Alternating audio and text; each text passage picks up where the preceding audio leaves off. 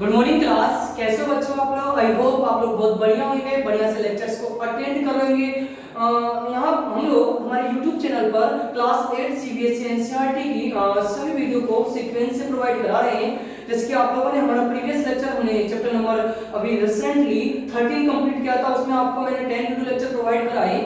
जिन भी बच्चों का एक भी लेक्चर मिस हुआ है, आप YouTube के प्लेलिस्ट में जाइएगा, वहां पर एक एक सीक्वेंस से लेक्चर को देखिए। बस सीक्वेंस से देखिए, लेक्चर को कंप्लीट जरूर देखिए। एक भी लेक्चर को आप यदि बीच में से देखते हो ना, तो समझ में नहीं आएगा कि हर टॉपिक एक दूसरे से कनेक्ट है। काफी अच्छा चैप्टर था, और जितने भी चैप्टर्स है उनकी पीडीएफ, जो क्वेश्चन एनालिसिस की पीडीएफ है, इंपॉर्टेंट क्वेश्चंस हैं, वो सभी आप लोगों को प्लेलिस्ट में या डिस्क्रिप्शन बॉक्स में डाल दिया गया है। ओके बच्चों, आज हम क्लास 8 में हमारा जो चैप्टर इस बुक का चैप्टर नंबर 17 है, सोलर एंड सोलर सिस्टम्स, इसके बारे में बात करेंगे। एक्चुअली में बात यदि करें हम सोलर एंड सोलर सिस्टम्स के बारे में, तो आप लोग नहीं, stars and the solar system, chapter number 17 हम बात करते हैं इस चैप्टर के बारे में। आप लोग जब देख रहे हो, उसका नाम ही है स्टार। स्टार मींस जैसे कि आपको पता है तारे जिसको हम देखते भी है, सोलर सिस्टम, सौर तंत्र, सौर परिवार होता है, हम उसकी बात करेंगे। बच्चों सबसे पहले इसका मतलब समझते हैं, चैप्टर किसको रिलेट करता है, कहां तक चीजों को हम ये समझाने की कोशिश करेगा। बेसिकली इस चैप्टर में हम लोग साइंस का ज्योग्राफी वाला पार्ट कंप्लीट करेंगे। ज्योग्राफी मींस हम अर्थ से रिलेटेड, अर्थ से बाहर, देन स्पेस, प्लैनेट्स, कैटेलाइट्स, इन सब चीजों के बारे में यहाँ पर बात करेंगे।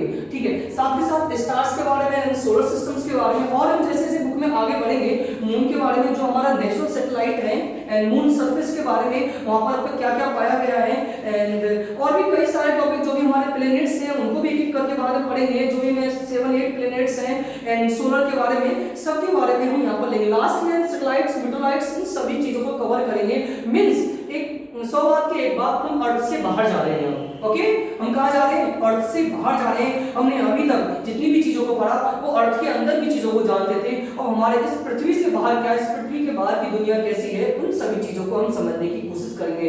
एक्चुअली में बात करें कि हम अर्थ पर रहते, तो हमें ऐसा देखने को लगता है कि जो हमें दिख रहा है सिर्फ इतना ही सफिशिएंट है, बट इतना सफिशिएंट नहीं है। जैसे ही हम बात करते हैं बाहर की दुनिया, मींस यूनिवर्स की बात करते हैं, हम यूनिवर्स में जब जाते हैं, ब्रह्मांड में जब जाते हैं, तो वहां पर जो जिस अर्थ पर हम लोग रहते हैं, ऐसे कई अर्थ मौजूद हैं, कई सारे सन है वहां पर, सूर्य है वहां पर, आपको बहुत कुछ देखने को मिलेगा अगर आप इसकी जानकारी रखते हो तो। स्टार्टिंग चैप्टर है, इनिशियल चीजें हैं, तो सबसे पहले हम इनिशियल चीजों को कवर करेंगे और जानने की कोशिश करते हैं। तो बच्चों आप लोग chapter number 17 page number 215 open करेगा और देखिएगा, जो जो चीजें हम बता रहे हैं उनको देखिएगा, सुनिए। ठीक है बच्चों, तो चैप्टर नंबर 17 जो आप लोगों से स्टार्ट कर रहे हैं हम, पहले की तरह वही चैप्टर को हम रीड करेंगे। आप लोग मीन्स लिखिएगा, कोई भी वर्ड मीन्स में प्रॉब्लम हो तो आप हैंड टू हैंड राइट करिए। ओके बच्चों, तो आइए चैप्टर स्टार्ट करते हैं। पहेली एंड बूझो visited their grandfather's village during the summer break। पहेली और बूझो दो कैरेक्टर है, हर चैप्टर में इनको लेके चल रहे हैं। वो अपने दादाजी के साथ गांव गए थे गर्मी की छुट्टियों में।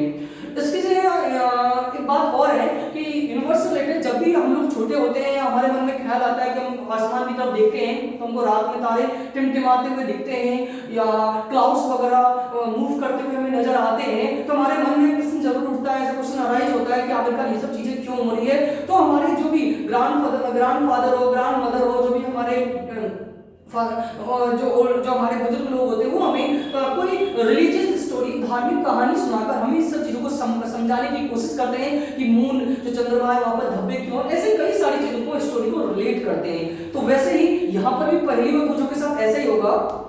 After dinner they went on the roof of the house। it was a clear cloudless night। वो रात के दिनों में बाहर बैठे थे, जैसे हम लोग गर्मी दिनों में बाहर गार्डन वगैरह में गांव में बैठ जाते हैं। आसमान की तरफ उन्होंने देखा तो बिल्कुल साफ था, बिल्कुल भी बादल नजर नहीं आ रहे थे। they were surprised to see a large number of bright stars in the sky। they had never seen such a beautiful scene in their city। बादल नहीं थे तो उन्होंने देखा कि आसमान में कुछ तारे टिमटिमाते हुए, चमकते हुए उनको नजर आ रहे थे। बहुत ही अच्छा लग रहा था, ऊपर का जो सीन था वो अच्छा समझ, जैसे कि आप पिक्चर में भी देख रहे हो, ये दोनों जो बच्चे हैं पहली और बूझो, वो आसमान की तरफ देख रहे हैं, तो वहां पर उनको मून पर कुछ स्टार्स दिखाई दे रहे हैं। वैसे जनरली हम लोग भी देखें तो हमें भी देखने में अच्छा ही लगता है। पहली वंडर, पहली आश्चर्यचकित हुई। why the village sky was so different from the night sky in big cities? गांव में हमारे शहरों की अपेक्षा कितना अच्छा लग रहा है, आसमान कितना सुंदर लग रहा है from the night sky in the big cities. Her grandfather explained that due to bright light, smoke and dust, the sky in the big city is really clearly. Actually हम लोग जो शहर में रहते हैं ना, मेट्रो सिटीज वगैरह में रहते हैं, वहां पर डस्ट की इतनी प्रॉब्लम, पॉल्यूशन इतना होता है कि आसमान कभी भी साफ हमें नजर आता ही नहीं है। बट गांव का एनवायरनमेंट ऐसा नहीं रहता है, वहां पर एनवायरनमेंट बिल्कुल साफ सुथरा, पॉल्यूशन नहीं रहता है, तो वहां पर इस तरह की प्रॉब्लम्स नहीं होती है। ठीक है बच्चों, तो दादाजी के लिए उनको बता रहे थे जो आपके शहर है ना, वहां पर पॉल्यूशन वगैरह, डस्ट वगैरह की ज्यादा प्रॉब्लम्स है, तो रेयरली क्लियर नॉट विजिबल, वहां पर विजिबिलिटी बहुत कम होती है और हमें दिखाई नहीं देता है इतना साफ आसमान। He also identified some objects seen in the night sky and told stories associated with them. उन्होंने उनको और भी कुछ सारी बातें बताने लगे कि night sky watching can be fantastic experience at a place where there are no bright lights and the atmosphere is clear. जब वायुमंडल साफ होता है उस समय जब तारे टिमटिमाते हुए दिखाई देते हैं, देखने में हमें एक बहुत ही अच्छा सीन नजर आता है। Look at the sky on a dark clear night, you see the entire sky dotted with countless stars, some bright and some not so bright. Observe they are carefully. आप जब क्लियर एटमॉस्फेयर हो उस समय जब आप sky की तरफ ऊपर देखोगे तो उस समय कई सारे अनकाउंटलेस डॉट दिखाई देंगे, आपको स्टार दिखाई देंगे, जो आसमान को बहुत ही अच्छा में इस तरह के ब्राइटनेस जब चमकता हुआ दिखाई देता है। Do all of them appear to twinkle? क्या सभी twinkling टिमटिमाते हुए नजर आते हैं? Do you find any star-like object which does not twinkling? क्या कुछ ऐसे भी स्टार हैं जो चमकते हुए नहीं आ रहे नजर? The object which do not twinkling and planets, ये जो चमकते हुए ऑब्जेक्ट्स हैं, ये ट्विंकलिंग है, तो ये चमकते हुए जो ऑब्जेक्ट्स हैं, क्या ये प्लेनेट हैं? क्या ये स्टार्स हैं या प्लेनेट है, ग्रह हैं या तारे हैं? तो अंडरलाइन करिएगा बच्चों आप लोग। The moon is the brightest object in the night sky. आसमान में रात के समय सबसे ज्यादा चमकता हुआ कोई ऑब्जेक्ट आपको दिखाई देगा तो डेफिनेट आपको सर मून, चंद्रमा जो हम लोग देखते हैं।